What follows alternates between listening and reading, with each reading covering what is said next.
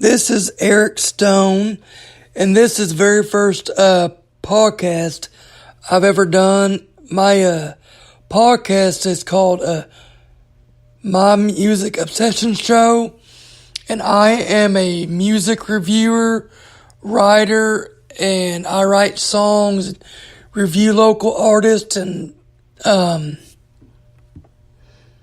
national artists. I don't get paid for it, but hopefully one day I will. I've had a dream for doing this for a while now, but this is just an introduction, and I'm gonna go into how I got into music and what inspired me to go deeper into, achieve my dreams of being a songwriter, public songwriter one day, have a talk show about music or, whatever God has planned for me. But anyways, I've always liked music.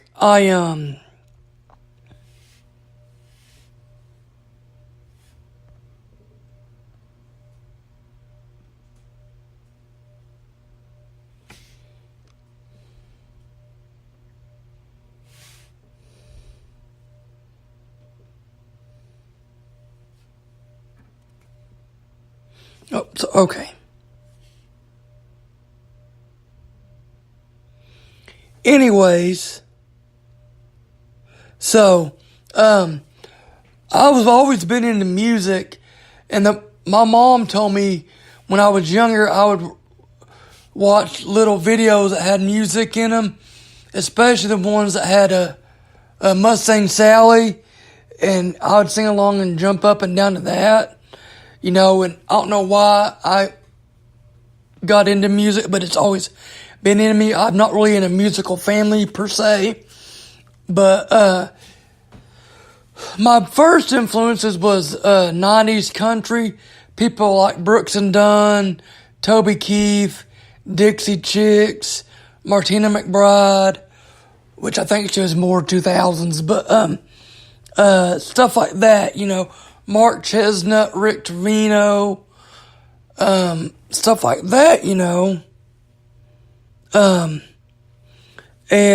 but that's what my mom and dad listened to. My uncle, he would have a little purple van that he'd drive us around in, and he listened to late 60s and early 70s rock, anything from Queen to Alice Cooper to the Eagles to Bob Seger and the Silver Bullets to Aerosmith to the Beatles to the Beach Boys. I mean, just all that good stuff.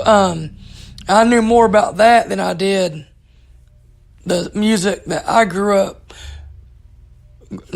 on, but the music that was coming out when I was a kid. But my very first two CDs I ever received was Bob Seger and the Silver Bullets and Leonard Skinner's Greatest Hits. And, little did I know how big of a obsession and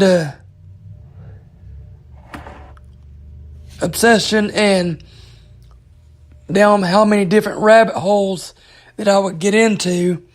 But, and then, like I said, I can remember him singing Bohemian Rhapsody at the top of his lungs, or Alice Cooper's Poison, or School's Out. I remember that one. But really the first real, rock band that influenced me from my days was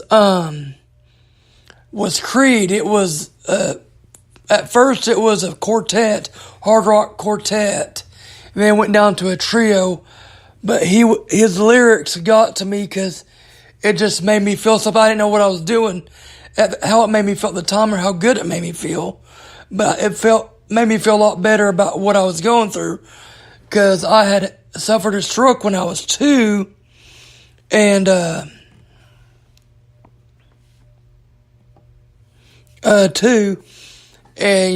was a shy kid. I didn't talk to nobody, and Scott Stapp and that band had a real influence on me. And the first song I ever tried to write when I was middle school was A Portion of My Life. I couldn't even remember it to you if I had to. Also, about that time, my sister, she was getting out of listening to 90s country and going to listen to people like Britney Spears, NSYNC, 98 Degrees, Backstreet Boys, all that pop rock stuff at the time. And then when I got a little bit older, I was over at a buddy's house of mine, and he introduced me to, he goes, "Have you heard of Straight Outta Compton by NWA?" I didn't know what he was talking about, I never heard of rap, never knew nothing about rap or hip-hop, gangster rap, whatever you want to call it.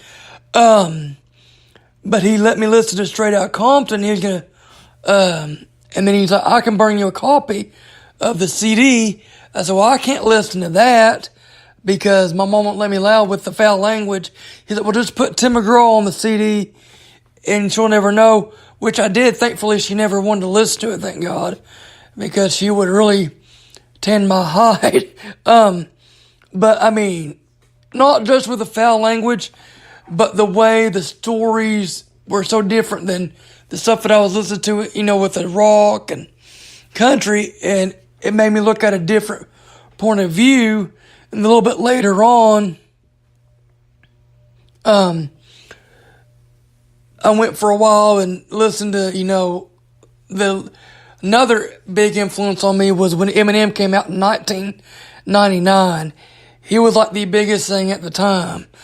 And it was hip hop and rap, had foul language, but later on in life, little did I know how much of an influence he would have on my writing. I mean, the man would study the dictionary, and he had a 9th grade education. He couldn't do math worth a shit. But, he would study the dictionary and rhyme words that you just could not, other rappers couldn't put together. And then, but a little bit later on in 2004, I was hanging out with a buddy by the name of BJ Myers, and he was listening to this band Cross Canadian Ragweed, and it was Texas country, or not really, it really wasn't country, but it was more red dirt, which is Oklahoma and Texas, a little bit of Arkansas-based music, and it was more underground than it was national acts and stuff.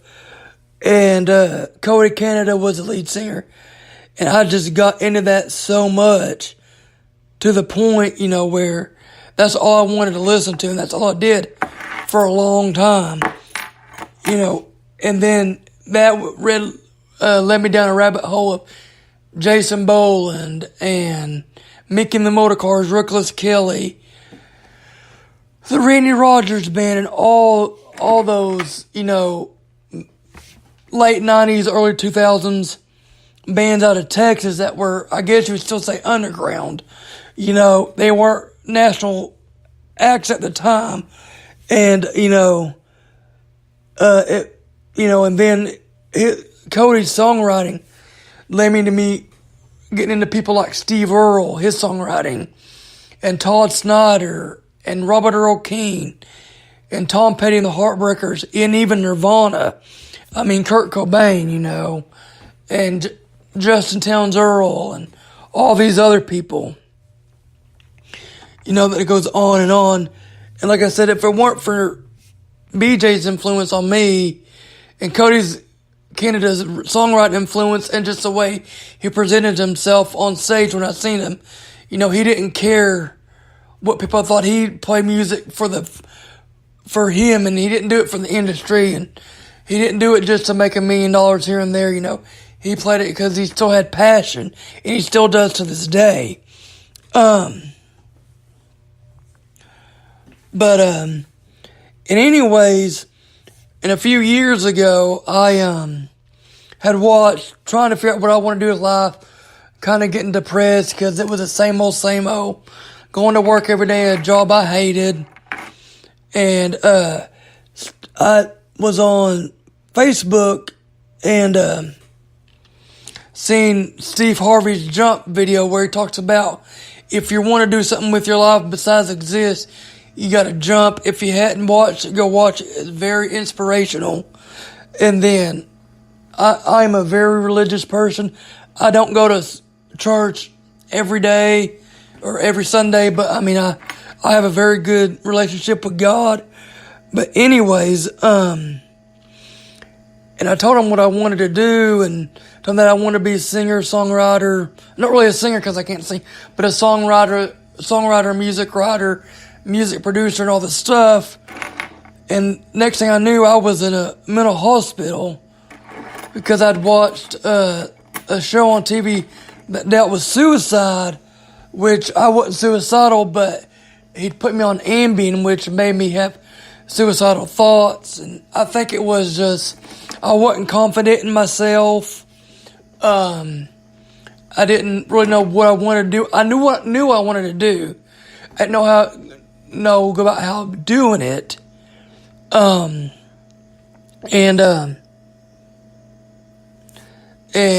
there were some things that I'm not going to get into.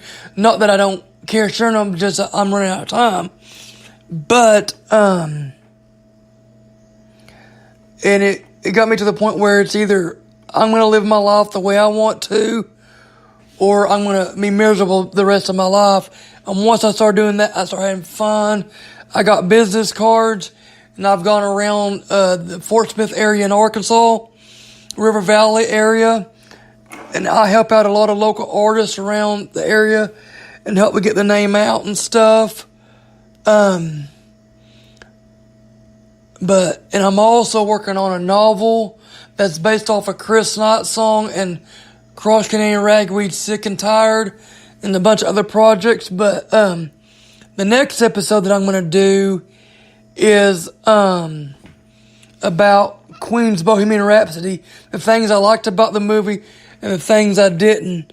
But this is Eric Stone with my Music Obsession show, and I'll see y'all next time.